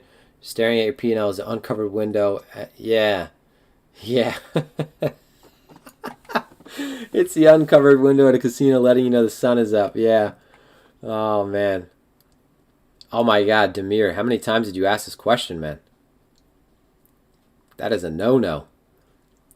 So okay, good question. So Nima, what do you think happens when to alts when BTC breaks all-time high and sustains? So I've said this I've said this a lot of times, so I'll say it again. There's a lot of new people, but I've been pretty vocal on when Bitcoin breaks the all-time high, it creates a liquidity vacuum. So that's why I said pay attention to the alts when Bitcoin breaks the all-time high. The ones that don't get crushed, okay, the ones that don't have their charts get nuked are the ones that I really want to be focusing on moving forward. So it doesn't mean that that other ones are not going to go on to perform really well. But when Bitcoin breaks the all-time high, there's a ton of FOMO that's going to occur, right? So it already did, but you know what I mean. When it's clear that it is trending north, there's going to be a ton of FOMO because Bitcoin has brought almost everybody here. So everyone's been waiting for this moment. No one wants to be out of Bitcoin when that happens because no one knows, is it going to 300K or a million or 100K? That is in the back of a lot of people's minds, right? For better or worse, okay? So when Bitcoin breaks the all-time, I'm talking about a long time horizon. I'm not talking about, when it breaks the all-time high with a force that it's going that high. But there are a lot of people that are going to not want to be in anything but Bitcoin. So it's going to create this liquidity vacuum. It's called I've called it before a fleet equality, right? You're in an altcoin that hasn't moved in months, okay? It's moved sideways, which is hard now because a lot of things are moving. So it's moved sideways or it's moved relative to Bitcoin, it hasn't performed well. You see Bitcoin is breaking the all-time high and your alt is moving sideways and slightly down, you're going to think, I'm getting out of my alt right now and getting to Bitcoin. This is a momentum trade. Well, everyone does the same thing. Okay, more often than not, people do the same thing. So what this is going to do is going to suck liquidity out of a lot of alts, and it's going to help Bitcoin's move. All right. So I don't want to be in alts at this point. All right, I want to be in Bitcoin in my leaders, which again are Aave, ETH, Bitcoin. I might consider getting into SNX again, but I don't want to be in alts for this reason. It's going to crush their charts. And you're going to see that against BTC, they're going to perform probably poorly for the week that follows. The ones that start performing positively right away, that's a fantastic sign. Okay, that's a great sign. So then I think that when Bitcoin breaks the all-time high and it's on the news cycle, the way it was previously, it's not a bubble, Bitcoin is back, all-time high, it's not tulip mania, then everyone who comes into crypto, they look at Bitcoin, they don't know anything about it, if they don't. They look at Bitcoin, they go, oh my God, Bitcoin is $22,000. I can't afford a Bitcoin. They don't know you could buy Bitcoin in fractions, right? Millionth of a Bitcoin. They don't know that. So they look at something on Coinbase and they see $22,000 Bitcoin, 50-cent Ripple. This is why I said Ripple could be a buy at some point. Everything could be a buy because they see that and they go, I could afford a lot of those. And they don't know anything about price and value. So they think, that might be a future Bitcoin, right? Bitcoin made it to 22K. Why can't this? They don't know anything about market cap or supply. None of that. People that come into the market, or there will be new people coming into the market the same way that there was in 2017, who have no experience in markets, right? They just know number go up, and I don't want to miss that. So I think that the weeks that follow are going to be awesome opportunities in alts, because there's going to be people that are just indiscriminately buying anything that's cheap relative to BTC. And these will be the things that are available on Coinbase. Perfect example, because Coinbase is a fiat on-ramp. So that means they could take their home currency and get right into these assets. And that's what I think you have to look at before you look at exchanges that don't have fiat on-ramps, that have, crypto on-ramps. I think it trickles down to them, but I think the immediate things are the things that have USD pairs, euro pairs that are connected to fiat in some form. Floating up implies supply drying up. Yes, it is the drift of death if you are a short, if it's drifting up towards you. Where do you see BTC after all-time high? Went over that. What do you think about the gap on CME that we left at 17K? Doesn't mean anything. Gaps don't mean a thing, guys. Gaps are statistically insignificant. Okay, this has been disproven by many people. This has been disproven by the guys at Market Science. BitDealer, fantastic. Quant, forgot the other guy's name, but both of them brilliant, and have proven that dips get filled in any kind of high volatility environment that ranges for a long period of time.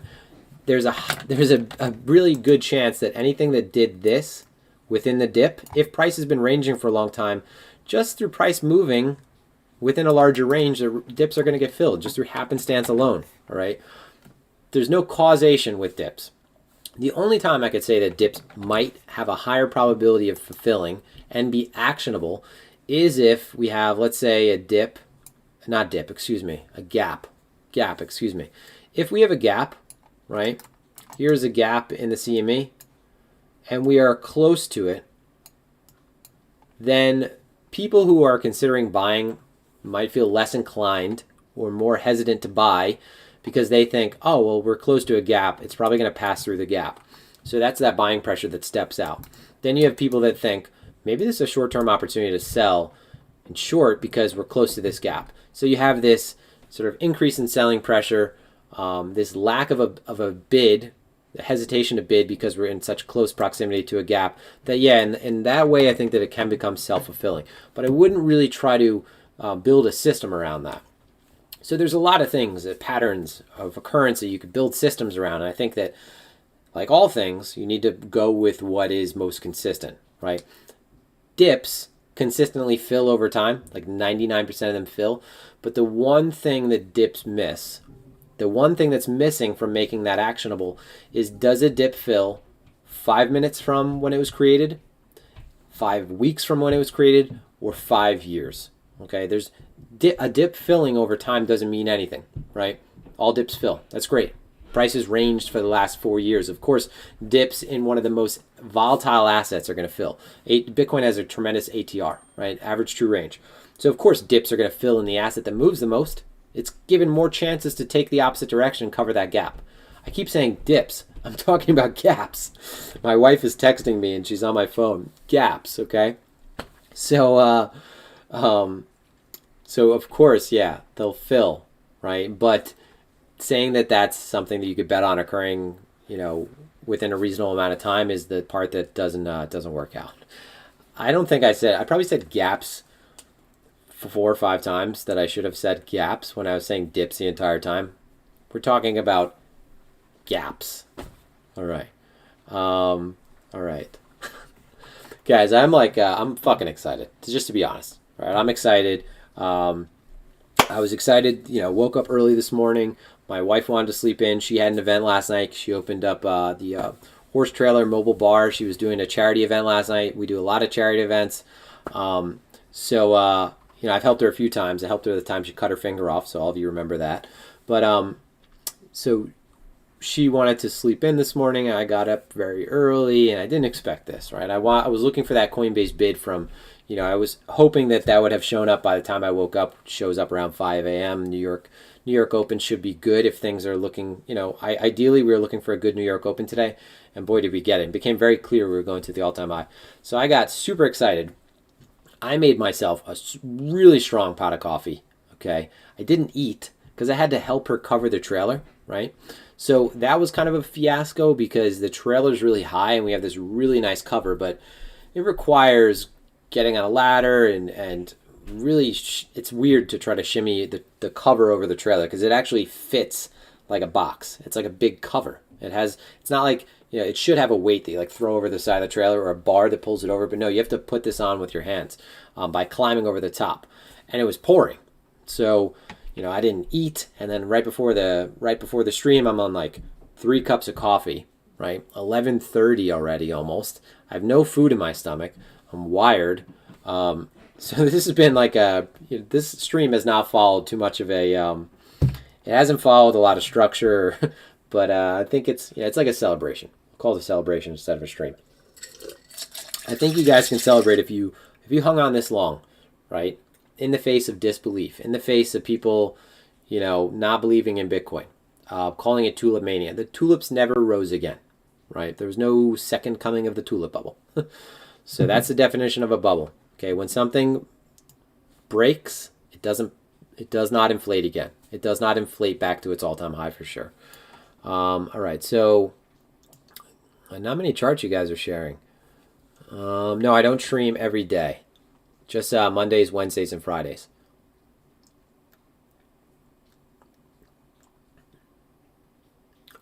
Okay, so BTC gold correlation, it seems to be negative right now, right?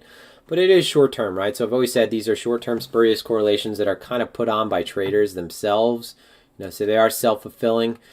But I said to Raul last night, I said, hey, do you think that this is the what's it called? That this is actually the moment that it's beginning to really fork. Clearly he does, because he's put his entire gold portfolio in Bitcoin. But I don't know if, guys, think of it like this. Like, Bitcoin is the dominant technology, clearly.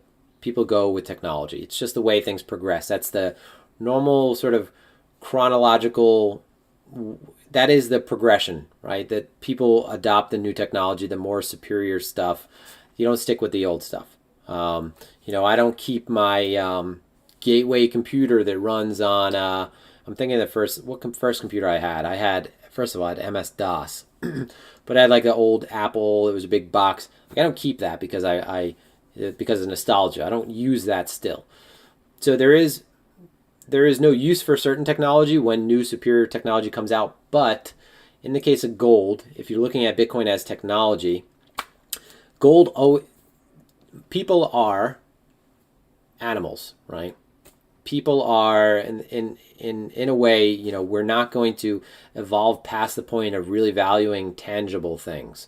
And I think that, you always have to have certain tangible things, because, you can't eat your Bitcoin, okay? You cannot, in the case of, and, it shouldn't come to this, but you always do think of every possibility.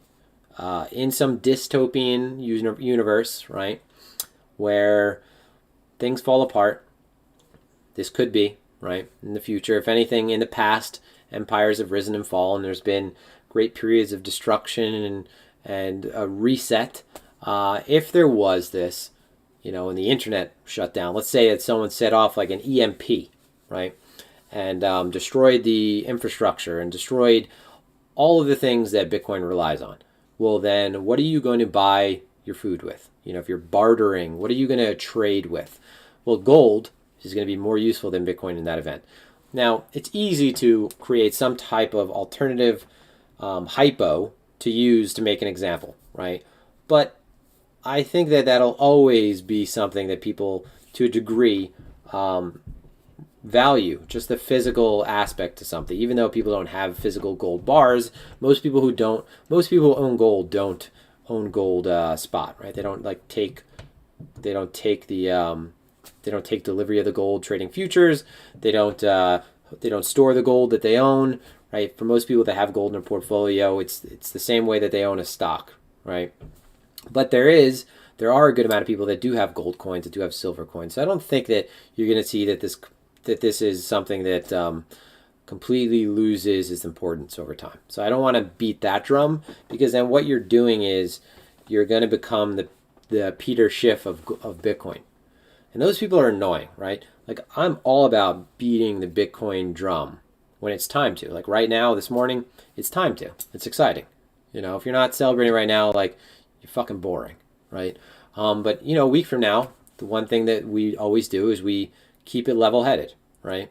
And it's time to celebrate now, and then it's time to get back to work and make sure that we have, that we're trading appropriately and that we're being mindful of where we currently sit and what new market-generated information we're receiving or we're picking up on. And the last thing that you want to do with is take Bitcoin too far and be the guy like 30 years from now when interest rates are high again, maybe, right? That wouldn't be good for Bitcoin. That is still beating the Bitcoin drum when it's like, all right, buddy, it's kind of a thing now. We get it, but there's something else that we've figured out since then. And that's like Peter Schiff right now. Who knows? Maybe he's like a psyop. But the guy he's become the face of gold in an embarrassing way. And you can imagine there will be people in the far future who do that for Bitcoin. The CME Bitcoin, the CME premium, how is it so distant from crypto exchanges? Well, premiums on futures for the most part are always going to trade in line, always going to trade at either a premium or a discount to the spot market. And you're going to hope that gets arbed away over time, but that's why carry trades exist. In crypto, there's something that's different, and that's the funding rate. So, if you're thinking about the CME futures, the CME future, the front month is the current month. In crypto, the front month is something called like a perpetual, it's something called a perpetual swap. It's not the same. Do you have a funding rate? So that is something that's used to incentivize traders to take opposite positions to keep the index and the futures prices in line. That mechanism isn't on the CME. The CME is also completely separate from crypto native exchanges and spot exchanges and then crypto native derivative exchanges. So I don't see, it's not abnormal that there's this difference. There's also different entities that are on the CME. There's different ARB opportunities and premium trades that take place, and there's a host of reasons why there's a premium on the CME, and it's not the same as the premium that exists on like a perpetual swap. Yeah, markets in contango, so the futures curve is upward sloping. Okay. So if the last major bull run was retail driven, this one is institutional driven, can we justify the third? Yeah, I think Frog, I think it just becomes, it's more of a mainstream. I think that, now we have everybody in. When we have everybody in, it just becomes more of a mainstream investment, which is more reason to like stop being, 10 years from now, do you have to be really excited about Bitcoin? Who knows what, if it takes on this major role in the global market as like some, I don't like to go down this route because I don't think that Bitcoin's going to replace the dollar. But the third bull run, I don't know. I think that it appreciates like asset. I think it will just appreciate like assets do over time, adjusted for inflation, and have this sort of positive secular drift that things like equities have and things like gold do have. So yeah, Theo, any thoughts on Bitcoin Cash? I'll take a look at it. So to resume, are you waiting for a pullback or break a all-time high to moon? I'm waiting for what though? Because I'm positioned long Bitcoin, like as long as you can imagine. Spot. I have a good amount of cash, but I am long Bitcoin spot. I'm not going to change anything. The only time that, like this morning, I got into it, I aped into a trade. That was a trade that was a throwaway. It was on Bybit, and yeah, I actually got out. Like I said, I think it was around 200, 250 bucks higher because I wasn't going to hold on to that. You could just, these moments are good opportunities for people to take advantage of for taking the short because again, you get that activity towards the high where it's a ton of aggressiveness and it just gets a little bit crowded and imbalanced. Yeah, I'm gonna share my views on ZRX. Yeah, I mean, Robert, you could go to EXO and see the activity. This is not the kind of footprint that I'm going to look at. So this is the footprint I'm looking at when I'm trading lower time frames. This one right here.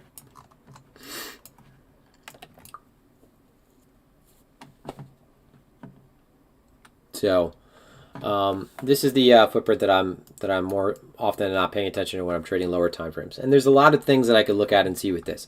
So for example, I could see right away if this bid, right? So let's say that, let's use it. It's not a good example right now, but let's say that at the bid right here, there's like 300,000 in the bid. Okay. As I'm watching this unfold, if I see that, 2 million comes in over here, 1 million comes over here, but we've only had 300,000 that's been staying there, that to me gives me an indication that there's a hidden order right there absorbing all that. So I look at the lower time frame footprint in combination with the order book, and I've used order book on Sierra charts as well for the same reason. Now I'm putting most of my attention on a Bybit because it is leading by, in terms of where most of the larger retail apes are, the ones that get trapped and give those great setups. It is taking place on Bybit, so I'm getting more familiar with EXO setup.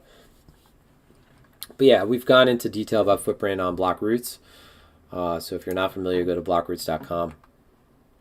All right, so ZRX. Let's look at ZRX.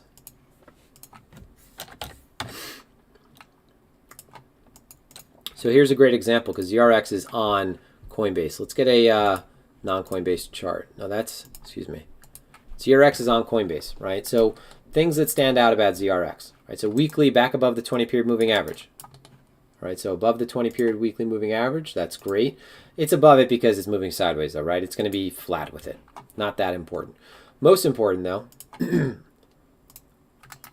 me just take the magnet off because I could just eyeball the level and put it on easier right now. Looking at this prior weekly structure that has sort of dictated the turn for the better part of a year, going on 2 years. This resistance, right, flipped into support as of the beginning of this year. Okay, so major support and resistance flip. ZRX looks good, all right, if you consider that not only that, but we have daily support at this weekly level. So I don't have to go down the daily, we can just keep it at the weekly level. So this level, right, gaining acceptance above, put in a good move up to the high. Now everything retraced. So the most important thing for me right now is that after this retrace, that we just maintain the top side of the structure. All right, just maintain the top side of that structure, which is 36. So this is happening right now. So if you ask this question, right, if you ask this question a month ago, right, and Bitcoin is like at, so wherever it was, 16, 17, whatever it was. It happened so fast. It might have even been 14 back then. But if you ask that then, and I see that you retrace like this, and Bitcoin is approaching the all-time high, you know, I might be a little bit hesitant about saying that this is a good buy, because the all-time high break could have been the thing that put it under the line, right? I say the line. You know, I'm talking about the weekly level. So the fact that, you know, in the last few hours, you had not a really weak response. So this is the last few hours. This is the last few days, right? This is the last few hours that Bitcoin has been pushing up towards the high. So all of that is still taking place above that weekly level, right? Above that weekly level, if we look at more local structure, we just look at this daily structure, you have this range that was forming. Lost levels on the way down, so series of lower low, lower high, lower low, lower high, lower low, almost, nope, finding a base, finding a base. You have this range that is forming, levels that are being respected by price. You get the attempt to break down, no continuation back through the gap, instead back within the range. So once this occurs, right, this is a basic approach. Once this occurs, this should be the oh shit moment where price continues down, right? A lot of times this is a trap. So once we claim this level again, that sets up the trade back up to the high. The fact that you claim the level after taking out a low, so the fact that we did something like this with ZRX, took out the low, not only have regained the range and retested that high, but now the support that we're finding is basically at the top side of this immediate level. That's really good, right? And this is, as I said, it's all now happening. Timing is everything, right? This is now happening as Bitcoin has pressed up to the all-time high, when you're going to get a lot of people hopping on Coinbase. This is my theory, remember. So if I am on Coinbase and I see something for 42 cents, I'm thinking I could buy a lot of that, right? I could buy a lot more of that than I can buy of Ethereum. I don't know what Ethereum does. I could buy a lot more of that than Litecoin. You know, so this is something that I expect to put in a good amount of upward price action in the coming weeks. And I think that you're immediately, so when you have a big dump like this, I think that as you start to float back into that level, more often than not, this resolves, this wedge breaks to the upside, and then just takes out back up towards the high. So, looks good. All right. Of course, we can also say that everything will be uploaded on satellites forever. And that's right, but you know, it always relies on the frog. Something always relies on the connection, though. And yeah, of course, I said, you know, I'm painting like a very unrealistic hypothetical situation, which is a lot of the times what people do when they're, it's almost like I'm strawmanning the argument and creating the worst possible scenario to, again, to make my case. And we know that that's not realistic. Okay, comp BTC doesn't look good. So comp was a one that, you know, I shared a lot of frustration with comp recently because I was long in comp, right? In and out of this over here.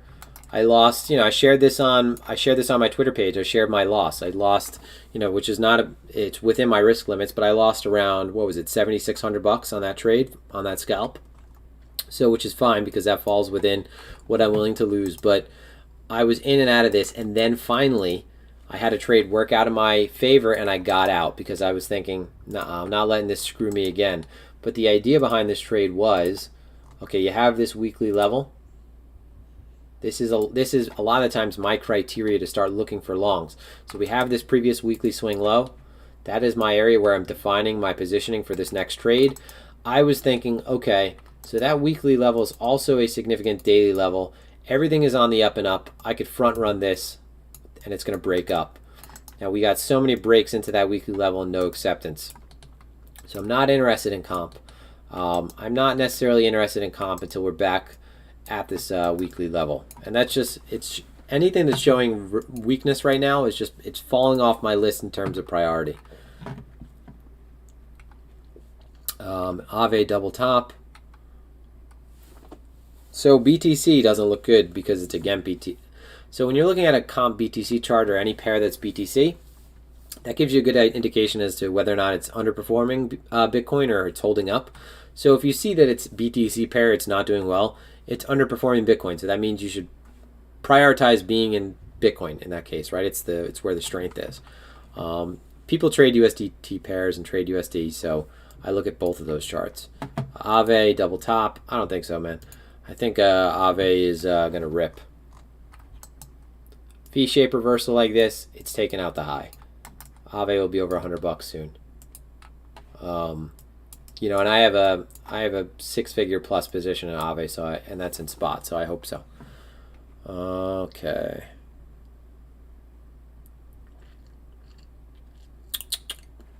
So Nicola, is this my developer, Nicola?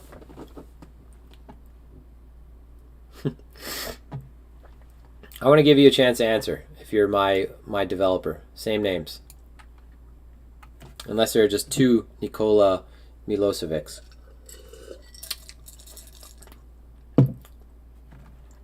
Okay. Well, anyway, either way. So should I buy now Bitcoin or wait for it to go down? Yeah, so that's the thing. We talked about the danger of waiting for it to go down. Nothing is guaranteed. As far as downside goes, you know, there's a lot of people that are trying to buy anything that moves down. So I think you're seeing, oh no, you're not. Nicola is one of our earlier developers for BlockRoots and phenomenal guy. So, but I would have just messaged you on the side if you were him. I would say go all in. No, I don't. You know, you don't know about lower prices. Okay, so in the absence of context, right? Let's imagine that this was a 5-minute chart. So in a 5-minute chart, so we ask a few questions. Okay, price broke out of these significant levels. There's these clean support and resistance flips. So this is the first one that is pretty extended. So one of the questions we ask is, has price built a base for the move that it's put in?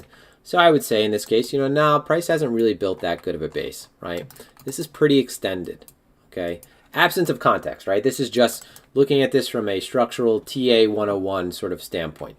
So I would say if this was a 5-minute breakout, all right, yeah, price probably coming back down to 13.1. That's where I would be placing my bids. I would be placing them there or at 15.5 or at 13.8. So in this environment, if you're going to consider the one thing that might represent the sort of statistical anomaly where this doesn't occur, is it going to occur in the environment where you have a massive macro push now, where you have more retail coming on? Look at people. So you have to pick up on other information as well. Look at people's follower accounts on Twitter. My follower account, every person's follower account has gone up. That's new retail coming into the market. You don't have to look at Google search trends. No one's looking up Bitcoin for the first time because they don't know what it is, right? That's not going to register more than it ever did in 2017. Look for the other details, right? So if there is a case where Bitcoin might not give us that, you know, textbook pullback, this could very well be the case. And so the problem is, I could tell you that, and maybe over time Bitcoin comes back down here, but if you wait for this right now, and Bitcoin goes to 22, I guarantee you're going to buy it up there. Bitcoin goes to 22, you're thinking, oh my God, it's going to 28. It's going to 30. I've messed that one up. You're going to buy up there. And you're going to buy up there, and then it's going to come back down to 20. And then you're going to think, shit, it's coming down to 15. You're going to sell here. Then Bitcoin's going to bounce halfway up to 22. At 21, you're going to be thinking, damn it, it's going back up to 22. You're going to chop yourself up. This is really where you have to protect your stack. So just keep that in mind. Yes, Vishal. Yep.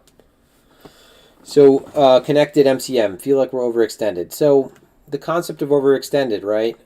If there's an actual bid there in the spot market, that's all relative, right? Overextended is when you're too far extended from where the actual demand is. So overextended, it's not like extending out a branch on from a tree without having a significantly thick connection to the tree. It's not.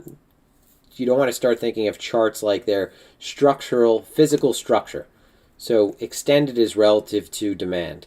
So have we extended from where fair value is? Have we extended from where the spot demand is?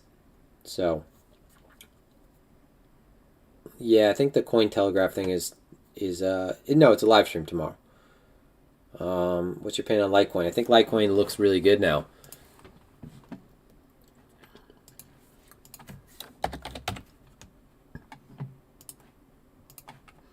So it's broken through key weekly levels.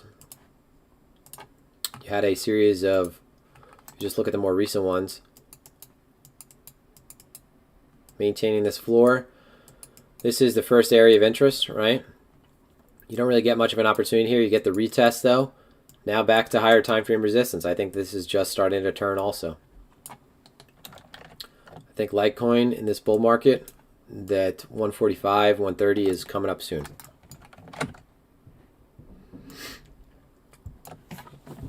But yeah, but we're about 2 hours into this, guys. Probably gonna wrap it up. This was pretty much just a celebratory live stream. There's not a whole lot to talk about unless you're trading lower time frame order flow with regards to the higher time frame trend. We tapped the all-time high across multiple exchanges, broke it. Right now, what we're looking for is to see that for the aggressive selling that's coming in, that the market maintains. And the level to maintain, obviously, is it's this low now, right?